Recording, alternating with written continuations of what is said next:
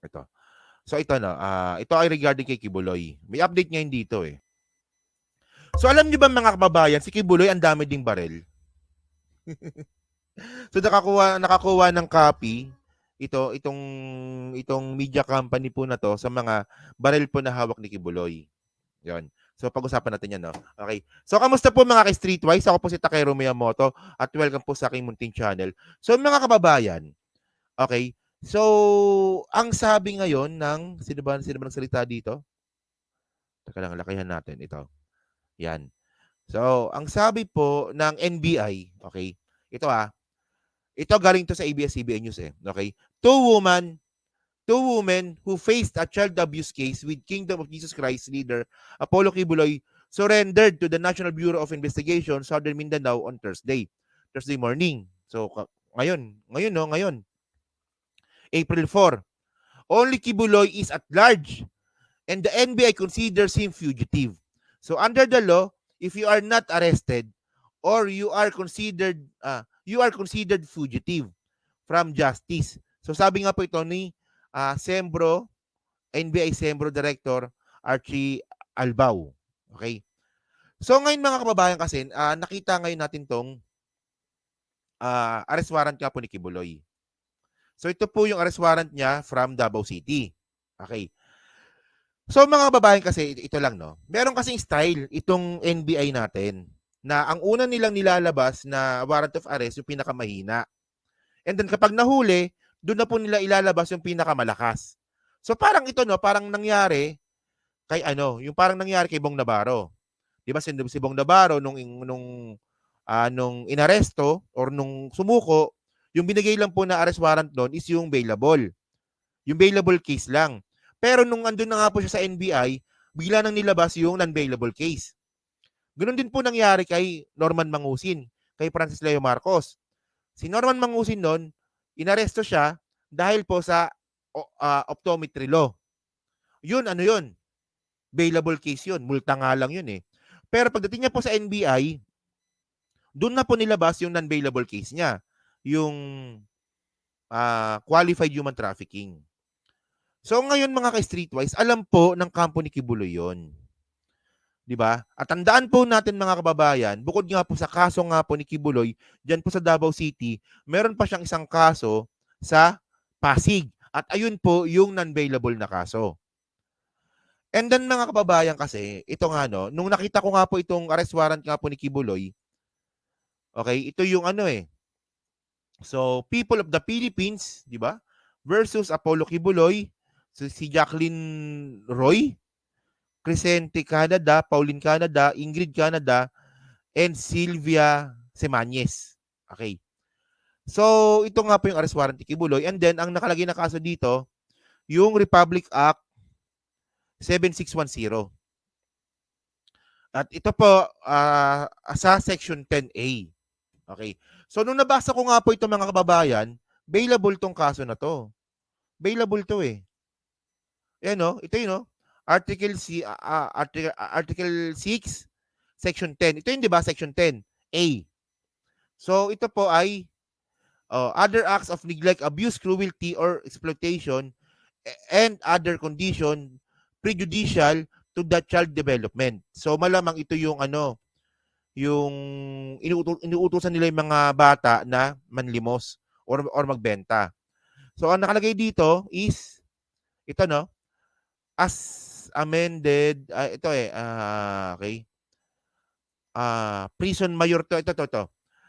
As amended, shall suffer the penalty of prison mayor in its minimum period.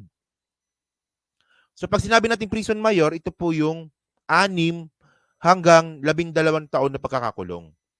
So kapag ganyan po kasi na hindi naman siya heinous crime, bailable po ito. Pwede siya magpiyansa. Pero mga kababayan, tulad nga pa ng sinabi ko, naniniwala po ako na yung kaso po ni Kibuloy sa Pasig RTC, meron na rin pong meron na rin pong decision yon sa piskalya. Malamang is andun na po yung kaso na non-bailable case. So para mas maganda mga kababayan, panoorin na lang po natin itong sinabi nga po ng NBI. Andito yan eh.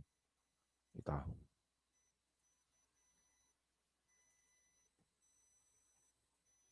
Na sana si Pastor would turn to us. May mga lawyers na kinakausap namin.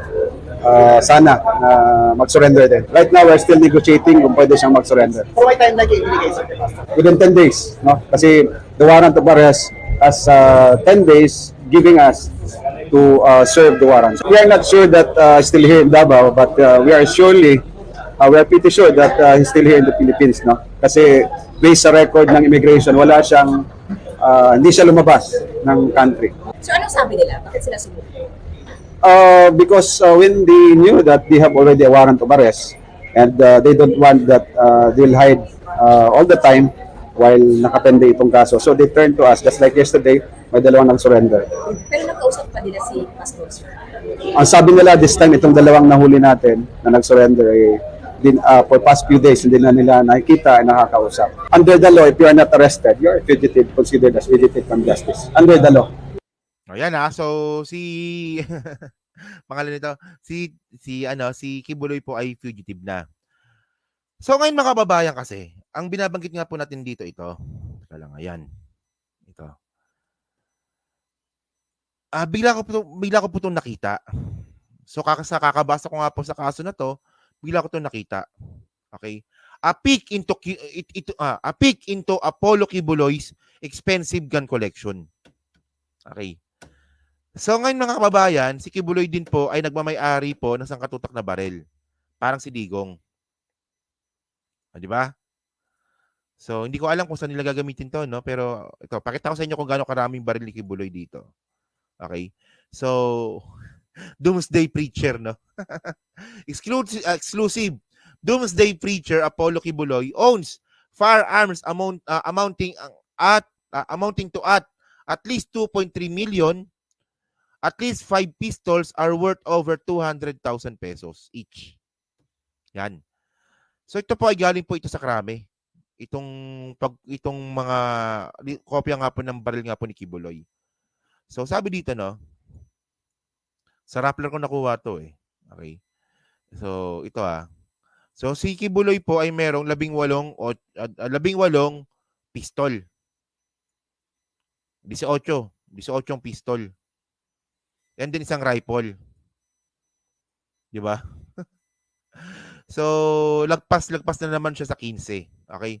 One of the documents shows 11 guns while the other has 13 or total of 19 linked to Kibuloy.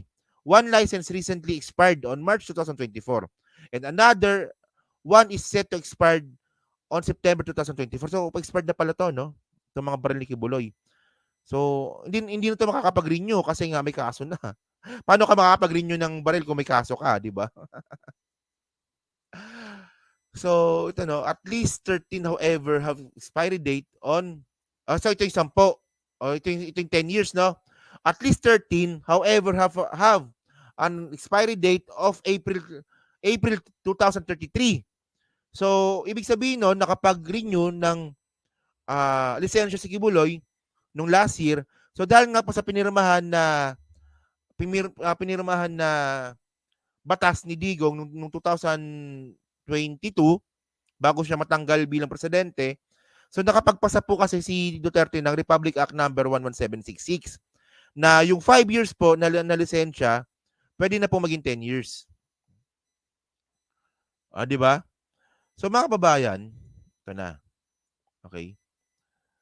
So, marami rin pala siyang baril. Di ba? So, ito, no? Iba-iba naman pala, no? Okay? 5 pistol from Metrillo Gun Corporation.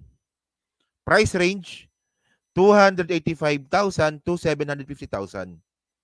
Pampagawa ko na ng bahay ito, eh. Di ba? Tapos ito pa, no? Ito. Puro mga pistola pala, no? So, Kibuloy has a Type 5 license as stated in the document that contains information on the firearms, the document obtained by Rappler. So, bida-bida na naman yung Rappler ngayon. Diba? So, ito yung sinasabi ko nga po natin mga kababayan na Type 5 license. Na kung dati po mga kababayan, kapag kayo po ay collector ng barel, pwede kayo magmay-ari ng 15 na barel pataas. dahil nga po sa ginawang batas nga po ni Duterte bago siya matanggal bilang presidente, yung 5 years pwedeng maging 10 years. So, sobrang delikado po ng ganong klaseng batas. 'Di ba? Kasi nga po mga kababayan, 10 years kasi po yung expiration ng barel. So, ibig sabihin nun, sa 10 years pa siya ulit, posibleng magkaroon po ng psychological test. Kasi po isa po sa mga requirements para po magkaroon po ng lisensya ng barel is psychotest. So, ibig sabihin nun, paano kunwari pag si Kibuloy nabaliw? 'Di ba? In 6 years time nabaliw. Hindi paano na 'yan? Nagkaroon tayo ng isang tao na baliw na nagkaroon po ng lisensya ng barel kasi nga ginawan 10 years. O, 'di ba? So, 'yun. So, sabi dito no, at least 15 pistols listed have complete details, meaning that the document states the pistol make, model, caliber, and serial number or key identifiers of a firearm. According to the National Nations Office on Drugs and Crime, make refers to the name of the firearms manufacturer. The model is a way to identify each firearms produced by the manufacturer. Okay? The model of 3 pistols licensed under Kibuloy are not indicated in the documents. So yun. So medyo delikado pa rin pala, no? So ang tanong dito, anong klaseng pastor to? Anong klaseng pastor to? Meron din palang baril. Okay lang yung isa eh. Kasi pwedeng sabihin na self-defense, pero pag ganyan nakadami, ano yan? So parang ano na rin yan, parang pang private army na rin yan. 'Di ba? Oh. So yun mga kababayan, so kayo po ano masabi nyo nga po dito no sa mga barel na meron si Kibuloy. So gaya-gaya. Gaya-gaya siya kay Digong. 'Di ba si Digong nga ilan eh? 300, 'di ba? Si Digong meron 300. 300 na barel. Si Sara merong ilan ba kay Sara? 40, 'di ba? Parang gano'n. So si Kibuloy din pala meron din pala.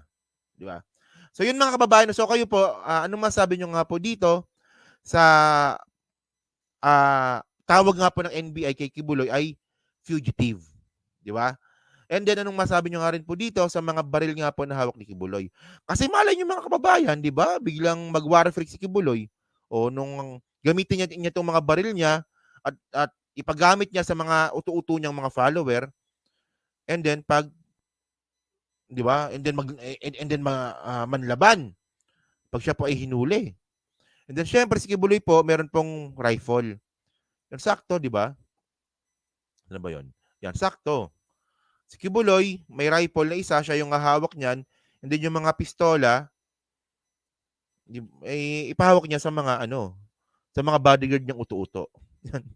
So yun ang mga kababayan, so comment lang po sa baba, binabasa ko pong lahat yan. No?